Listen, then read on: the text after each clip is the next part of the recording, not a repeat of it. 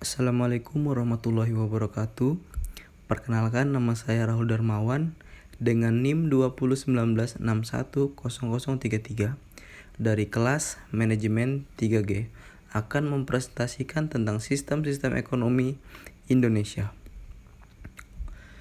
Di sini ada definisi pengertian sistem ekonomi. Menurut Gregory Grossman, pada tahun 1984, sekumpulan komponen-komponen atau unsur-unsur terdiri atas unit-unit dan para pelaku ekonomi serta lembaga-lembaga, institusi-institusi ekonomi yang bukan saja saling berhubungan dan berinteraksi, melainkan juga sampai tingkat tertentu saling menopang dan mempengaruhi.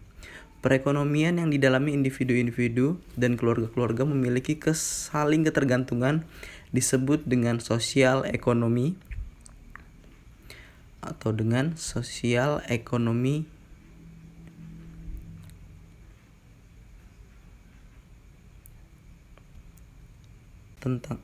Dan di sini akan dibahas tentang aspek-aspek dalam sistem ekonomi. Yang pertama ada unit ekonomi, dan yang kedua ada pelaku ekonomi, yang ketiga ada institusi ekonomi, yang keempat adalah saling terkait dan saling mempengaruhi secara teratur dan kontinu, yang kelima ada memiliki fungsi koordinasi. Adapun klasifikasi sistem ekonomi Indonesia, ada dasar pengklasifikasian berdasarkan yang pertama, mekanisme koordinasi yang di dalamnya terdiri dari sistem tradisional dan sistem komando. Dan yang kedua ada penekanan hak kepemilikan yang berlaku, yang di dalamnya membahas tentang sistem sosialis, sistem kapitalis, dan sistem ekonomi campuran.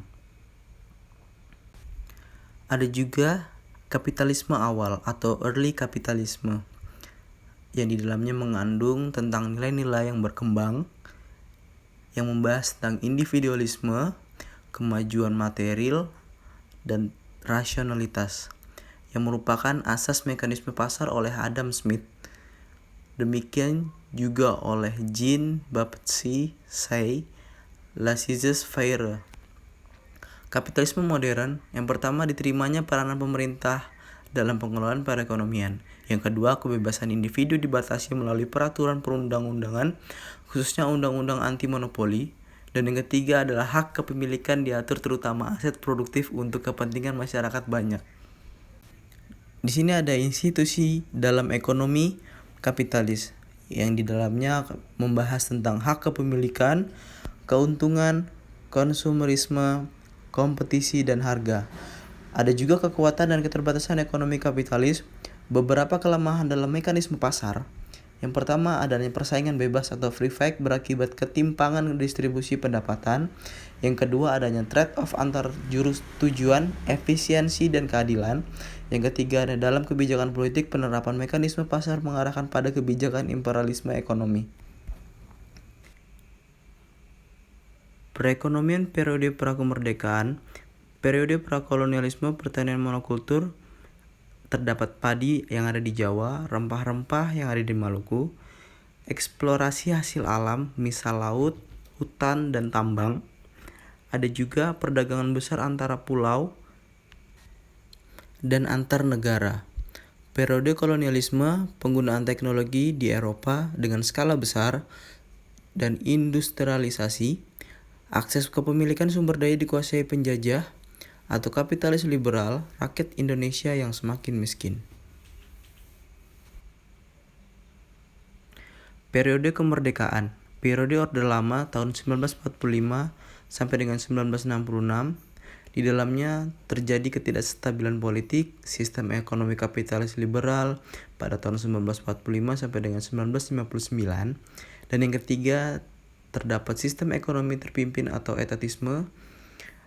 Dan yang kedua ada periode Orde Baru pada tahun 1966 sampai dengan 1998, yaitu terjadinya sistem ekonomi pasar dengan perencanaan yang dipimpin oleh Profesor Emil Salim pada tahun 1979. Dan yang kedua ada penyebab kerusakan pengelolaan perekonomian Orde Baru adalah maraknya praktek NKK atau nepotisme, kolusi, dan korupsi. Evolusi pemikiran sistem ekonomi Pancasila atau disebut SEP. Ada juga pasal-pasal ekonomi dalam Undang-Undang 1945, pasal 33 ayat 1, 2, dan 3. Dasar perekonomian asas kekeluargaan adalah koperasi yang dikutip oleh Muhammad Hatta dan Wakil Presiden. Tinjauan terhadap objek vital terhadap perubahan, yaitu dinamika pertumbuhan ekonomi, peningkatan taraf hidup, dan peningkatan permintaan. Terdapat juga dalam Undang-Undang Nomor 1 Tahun 1967 mengenai penanaman modal, objek vital yang menguasai hajat hidup orang banyak. Pelabuhan-pelabuhan, produksi, transmisi, dan distribusi tenaga listrik untuk umum, telekomunikasi pelayaran, penerbangan air minum, kereta api umum, pembangkit tenaga atom, dan media massa. Negara memerlukan pengaturan keuangan negara. Undang-Undang 1945 pasal 23 menyatakan APBN ditetapkan dalam undang-undang. Tujuan SEP Sistem Ekonomi Pancasila adalah masyarakat adil makmur. Di dalam Pancasila Undang 27 Undang-Undang 1945 mengutip tiap warga negara berhak atas pekerjaan dan penghidupan yang layak. Dalam pasal 34 Undang-Undang 1945 mengutip bahwa fakir, miskin, dan anak terlantar dipelihara oleh negara. Dan dikutip oleh tokoh pemikir ekonom Muhammad Hatta, Wilopo Wijoyo Nitisastro, Wibiarto, dan Emil Salim. Konsep dasar demokrasi ekonomi yaitu tujuan demokrasi ekonomi adalah tercapainya masyarakat Indonesia yang adil dan makmur.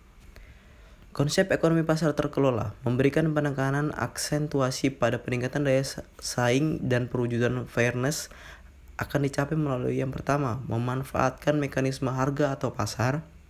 Yang kedua, perbaikan penyempurnaan maupun pembubaran dan pembentukan institusi-institusi yang mendukung proses kemajuan ekonomi. Yang ketiga, privatisasi dan restrukturisasi, pengembangan SDM dan iptek, pelayanan jasa ekonomi, birokrasi yang efisien, berbagai bentuk kerjasama. Mungkin itu saja presentasi dari saya. Jika ada salah kata, mohon dimaafkan. Kurang lebihnya, terima kasih. Wassalamualaikum warahmatullahi wabarakatuh.